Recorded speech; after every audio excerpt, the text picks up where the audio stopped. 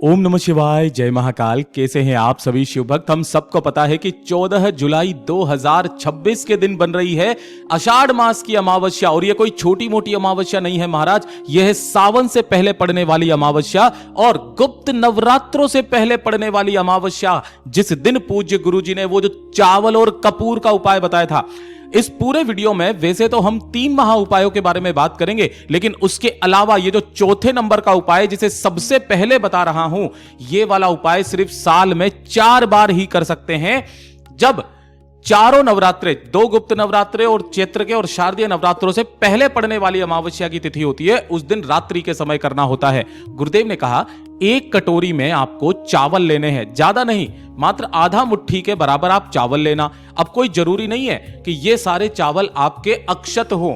कड़ी चावल, टूटा हुआ चावल, अगर उस तरीके का भी चावल है तो आप उस चावल को भी ले सकते हैं। और इसी के साथ में आपको 2 से 3 टुकड़े कपूर के लेने हैं। ठीक है, ये 2 चीजें आपको लेनी है। और रात्रि के समय गुरुदेव ने कहा कि ये जो नवरात्रों, गुप्त नवरात्रों से पहले पड़ने वाली जो भी अमावस्या पड़े, उस अमावस्या की रात्रि को 12 बजे से पहले कभी भी आप 7 बजे कर लो, 8 बजे, 9 बजे, 10 बजे, 11 बजे, 12 बजे से पहले पहले आपको यह उपाय कर लेना है। सबसे पहले आपको करना क्या है, इन दोनों चीजों को लेना है। चावल की कटोरी के ऊपर ही जो आपने 2 से 3 टुकड़े कपूर के लिए हैं, उन 2 से 3 टुकड़े कपूर को रख देना और इसे लेकर के आपके घर का जो मुख्य दरवाजा है, मेन दरवाजा है ना, मुख्य चौखट, वहां पर जाकर के पहुंच जाना है। अब जैसे ही आप दरवाजे के पास में पहुंच जाओगे, सबसे पहले घर के अंदर घुसने की जगह जब आपका सीधा हाथ पड़ता है, इस सीधे हाथ की तरफ में आपको उस चावल की कटोरी को रखना है जिसके ऊपर आपने 2-3 कपूर के टुकड़े रखे थे, और अपने पितरों से कामना करके, घर की सुख शांति समृद्धि की कामना करके, जिस भी कामना से आप कर रहे हो उसकी कामना करके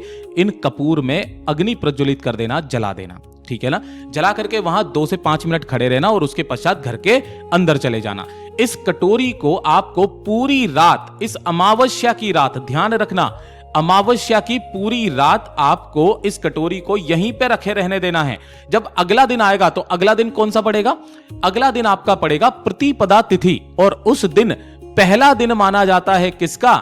जो भी आपकी नवरात्रे पड़ रहे हैं, चाहे गुप्त नवरात्रे, चाहे शारदीय, चाहे चैत्र नवरात्रे, उस नवरात्रे के दिन, मतलब अगले दिन, ये जितने भी चावल जले हुए यहां पर आपको मिलेंगे, इस तरीके से आपको अग्नि प्रज्वलित करके, जला करके, और जो जले हुए चावल हैं आपकी घर की छत पर या किसी भी ऐसे स्थान पर आप डाल दीजिएगा जहां पर पक्षी इन्हें चुगले। पूज्य गुरुजी ने कहा कि जितने ज्यादा ये चावल के दाने पक्षी चुगेंगे, है ना, उतने जीवन के पापों से आप महाराज मुक्त हो जाओगे, उतने नरकों में जाने से आप बच जाओगे। इतना ध्यान रखिएगा। यह उपाय साल में सिर्फ 4 बार ही किया जाता है और किसी भी अमावस्या की रात्रि को नहीं किया जाता है। साथ ही साथ पूज्य गुरुजी ने आज ही की रात्रि में दीपक जलाने वाला उपाय बताया था, जिसमें से एक मिट्टी का दीपक होता है और एक होता है आटे का दीपक। ठीक है, इन दोनों ही दीपक का क्या विधान है? जब आप आटे का दीपक लगाते हो तो आपने पितरों के लिए जब आप दीपक लगाओ और आप अपने घर की सुख शांति समृद्धि की कामना के लिए लगाओ, हमेशा कोशिश करो कि आप आटे का ही दीपक लगाओ, खुद पूज्य गुरुजी ने कहा। और इसी के साथ में कहा कि इसके अंदर भूल करके भी भैंस का घी काम में मत लेना। या तो आप सरसों के तेल का लगा दो, तिल के तेल का लगा दो, या गाय के घी का लगा दो, लेकिन भैंस का घी काम में मत लेना जब भी आप अपने पितरों के निमित्त कोई उपाय करते हैं। इस चीज का ध्यान रखना। ना तो भैंस का घी लिया जाता है, ना ही दूध लिया जाता है। अब पूज्य गुरुजी ने जो पहला वाला उपाय बताया था, जिसके लिए सबसे पहले तो यह कहा कि आपको 1 लोटा जल लेना है तांबे के कलश में। इसी जल के अंदर आपको 1 चुटकी काला तिल, ध्यान रखना क्या करना है, 1 चुटकी काला तिल इसी कलश के अंदर डाल करके, और इसे अपने पूरे घर में घुमाकर, आपके घर में जहां पर भी पानी पीने का स्थान होता है, परिंदा होता है, मटका होता है, उसी के पास में जाकर के इसे पूरी रात्रि भर के लिए रख देना। तो पहला तो काम, काले तिल का ये जल जो है वो आपके घर के परिंदे में, किचन जहां पर भी हो, ये नहीं है तो आरओ सिस्टम होगा, उसी आरओ के पास में रख देना। ठीक है ना। और इसी के साथ आपको शाम के समय एक दीपक तैयार करना है, चाहे आप आटे का कर ले चाहे मिट्टी का। वैसे तो गुरुदेव ने कहा कि अगर आप आटे का दीपक तैयार करते हैं ना, तो यह सबसे ज्यादा विशेष होता है।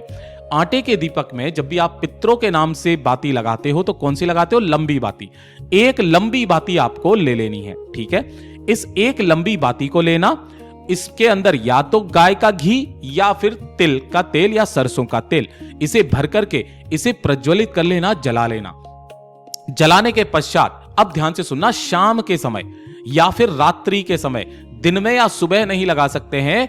आपके घर के आसपास अगर कोई भी कुआं है, नदी है, तालाब है, बावड़ी है, सरोवर है, कोई भी नदी, तालाब, कुआं, बावड़ी, सरोवर अगर आपके घर के आसपास इनमें से कुछ भी है तो वहां चले जाओ। अगर किसी कारणवश आप यहां नहीं जा सकते हो, आपके घर के आसपास ये नहीं है, बहुत ज्यादा दूर है, तो पितरों के तुल्य माने जाने वाले 3 वृक्ष, पहला है पीपल का, दूसरा है वट वृक्ष जिसे बड़ का पेड़ भी कहते हैं, और तीसरा माता पार्वती के आंसुओं से पैदा हुआ बेलपत्र का पेड़। अगर घर में भी कोई सा भी पेड़ लगा हुआ है तो उसी पेड़ के नीचे जाकर के ये जो दीपक आपने तैयार किया है लंबी बाती का, अमावस्या के दिन या रात्रि के समय पर, अमावस्या की शाम के समय या रात्रि के समय पर इस दीपक को जला दिया जाता है अपने पितरों से कामना करके। और इस दीपक की बाती का मुख रखा जाता है महाराज दक्षिण दिशा की तरफ। क्यों दक्षिण दिशा की तरफ? क्योंकि यह आपके पितरों की दिशा होती है और आपका जो मुख होना चाहिए वो भी दक्षिण दिशा की तरफ ही होना चाहिए। जो भी भक्त मात्र इस उपाय को करना भी स्टार्ट कर देता है, उस घर में सदैव उनके पितरों का आशीर्वाद बना रहता है, उन पितरों को मोक्ष की प्राप्ति हो जाती है। पूज्य गुरु जी का बहुत अद्भुत और अचूक उपाय है, जरूर से कीजिएगा। साथ ही साथ पूज्य गुरु जी ने यहां तक कहा कि अगर किसी पंडित ने आपसे बोल दिया कि आपके घर में किसी तरीके का कोई पितृ दोष है ना, या फिर किसी तरीके का आपके घर में कोई वास्तु दोष है, या किसी तरीके का कोई काल सर्प दोष है, किसी भी तरीके का दोष बता दिया, किस कारण से आपके घर में जब समस्याएं बन रही थी, या तो बच्चों के विवाह नहीं हो रहे थे, या फिर आपके कार्यों में बाधाएं आ रही थी, पढ़ाई लिखाई में ध्यान नहीं लग रहा है, घर में लड़ाई झगड़े क्लेश बहुत ज्यादा हो रहे हैं, आपके कार्य नहीं बन रहे हैं, घाटे पे घाटे हो रहे हैं, बीमारियों ने घर बनाया हुआ है, ऐसी काफी सारी समस्याएं जब आपके घर में होने लगे और आपने पंडित जी से पूछा, पंडित जी ने बोला आपके घर में किसी तरीके का कोई दोष है, तो गुरुदेव ने साफ नकार दिया, किसी पंडित से कोई यज्ञ कराने की जरूरत नहीं है, किसी को पैसा देने की जरूरत नहीं है, बस ये एक काम इस अमावस्या के दिन कर लीजिएगा। मात्र एक चावल का दाना, केवल एक चावल का दाना जो कैसा हो, अक्षत हो, पूर्ण हो, और उसी पूर्ण चावल के दाने को अपने दाहिने हाथ की हथेली पर रख करके आपके घर में जहां पर भी पानी पीने का स्थान होता है, परिंदा होता है, मटका होता है, उसी मटके के पास में जाकर के स्पर्श कराकर अपने पितरों से कामना करके इसी चावल के दाने को लेना और 1 लोटा शुद्ध जल अपने घर का लेना तांबे के कलश में। इन्हें लेकर के आपके घर के आसपास जो भी शिवालय पड़े, शिव मंदिर पड़े, वहां आपको पहुंच जाना है। अगर आप रात्रि को कर रहे हो, नहीं जा सकते हो, तो आपके घर में जो शिवलिंग विराजित है आप वहां पर कर लो, और घर पे भी कोई शिवलिंग नहीं है तो किसी भी गमले के अंदर एक पार्थिव शिवलिंग का निर्माण करके उत्तर दिशा की तरफ में मुख करके जो आपने एक चावल का दाना लिया है, उस एक चावल के दाने को महादेव की शिवलिंग के ठीक शीर्ष पर 5 बार एक शब्द का स्मरण करना है, वो है स्वधा स्वधा स्वधा स्वधा स्वधा। ये स्वधा कौन है? मैया पार्वती जी की नानी का नाम है, जो पितृलोक में निवास करती हैं, और आपके जितने भी पितृ होते हैं वो सभी उन्हीं के अधीन होते हैं। उसके पश्चात जो 1 लोटा शुद्ध जल लिया है उसे श्री शिवाय नमस्तुभ्यम मंत्र का स्मरण करते हुए समर्पित करना। जो भी जल जलाधारी से बहकर नीचे की तरफ आकर इस जमीन पर गिरता है, यह समस्त जल आपके पितरों के भाग में जाता है। पितृ तृप्त होते हैं, खुले हाथों से आशीर्वाद लुटाते हैं, और आपके घर के चाहे कितने भी बड़े दोष क्यों ना हो, क्षण भर में मात्र समाप्त हो जाते हैं। तो किसी पंडित के पास जाने की जरूरत नहीं है। इसी के साथ में मैंने आपको एक उपाय जरूर बताया था कि आपको अपने जल का जो स्थान था जहां पर आपने काले तिल का जल रखा था, इसी काले तिल के जल को लेकर के आपके घर के आसपास जो भी भोलेनाथ का मंदिर हो, अगले दिन अमावस्या की रात्रि को तो आपने ये रखा होगा, अगले दिन जो भी आपके घर के आसपास में शिवालय है, शिव मंदिर है, उस शिव मंदिर में जाकर के अपना नाम और गोत्र बोल करके दोनों हाथों में इस कलश को लेकर श्री शिवाय नमस्तुभ्यम मंत्र का स्मरण करते हुए काशी विश्वनाथ के नाम से, किनके नाम से? काशी विश्वनाथ महादेव के नाम से जो मात्र ये लोटा जल भी समर्पित कर देता है, काले तिल का जल, महाराज उसके घर के पितरों का आशीर्वाद सदैव उस घर पर बना हुआ रहता है। उस घर में कभी अकाल मृत्यु नहीं हो सकती, उस घर के कभी कार्य नहीं रुक सकते। पूज्य गुरु जी के सभी उपाय बहुत ही ज्यादा खास और अद्भुत है, जरूर कीजिएगा। साथ ही साथ एक विशेष चीज मैं आप सभी लोगों को बताना चाहूंगा कि 3 पेड़ जो पितरों के तुल्य माने जाते हैं, कौन कौन से हैं? बेलपत्र का पेड़, पीपल का पेड़ और वट वृक्ष। इसी के साथ में 3 पशु जो पितरों के तुल्य माने जाते हैं, पहला गाय, दूसरा कुत्ता, और तीसरा कौन सा होता है? कमेंट बॉक्स में आप सभी लोग मुझे जरूर से बताइएगा। साथ ही साथ 3 जलचर जो पितरों के तुल्य माने जाते हैं, पहला मछली, दूसरा और तीसरा, आप मुझे कमेंट बॉक्स में बताएंगे।